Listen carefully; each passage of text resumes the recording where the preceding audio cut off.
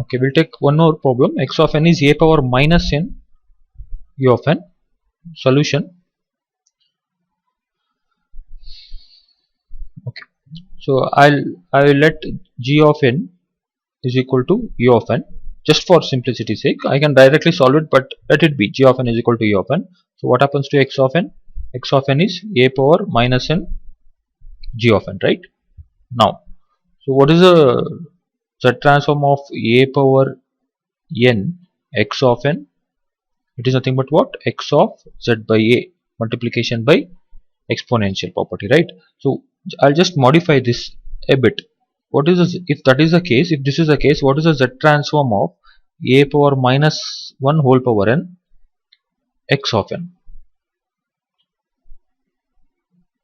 Z by a, so this part went here, right? So similarly x of z by this part has to go here, a power minus 1. So this is nothing but x of az, right? You got it, right? Okay. Now if I take z transform here, take z transform on both sides. So what do I end up? Z transform of x of n is equal to z transform of a power minus 1 whole power n g of n, right? So what is the z transform of x of n? X of z is equal to, what is the z transform of this? This is nothing but g of az, right? This result I applied here. Okay, so z transform of minus a z transform of a power minus 1 whole power n g of n is nothing but g of z by a.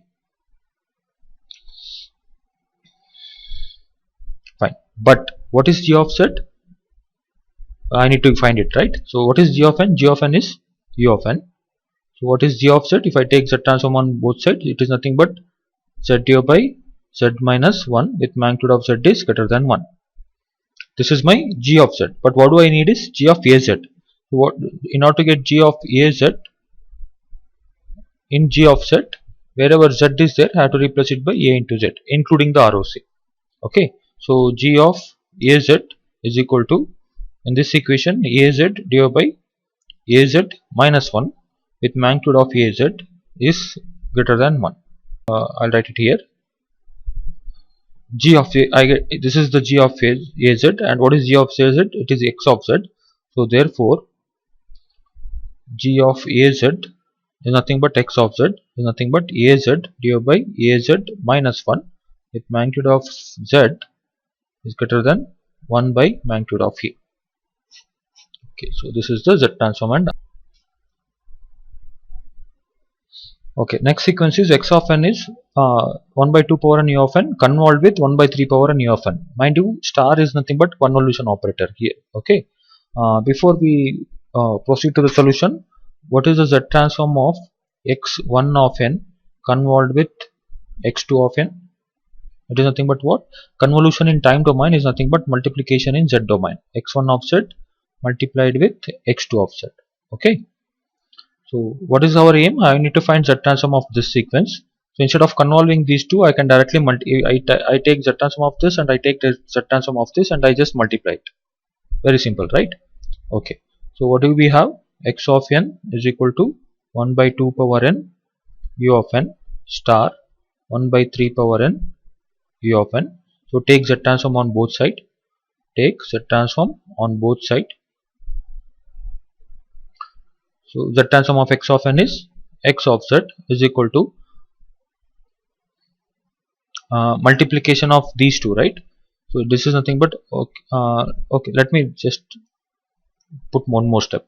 So z transform of x of n is equal to z transform of 1 by 2 power n u of n convolved with 1 by 3 power n u of n. If I assume this as x1 of n, if I assume this sequence as x2 of n, so what is the z transform of x of n? X of z is equal to, what is the z transform of x1 of n convolved with x2 of n? It is nothing but x1 of z multiplied with x2 of z. Okay, what is the z transform of x1 of 1? So this is nothing but a power n u of n. It is nothing but z u by z minus 1 by 2 with magnitude of z is greater than 1 by 2 multiplied with z u by z minus 1 by 3 with ROC magnitude of z is greater than 1 by 3. So combined ROC is magnitude of z is greater than 1 by 2 convolved with magnitude of z is greater than 1 by 3 outside the outermost circle. So magnitude of z is greater than 1 by 2. This is the combined ROC, right? Because it is outside the outermost circle. So 0.5 is the outermost circle. So we get ROC as magnitude of z is greater than 1 by 3. So therefore x of z is equal to z square divided by z minus 1 by 2 into z minus 1 by 3 with ROC magnitude of z is greater than 1 by 2. So this is the Z transform of this sequence.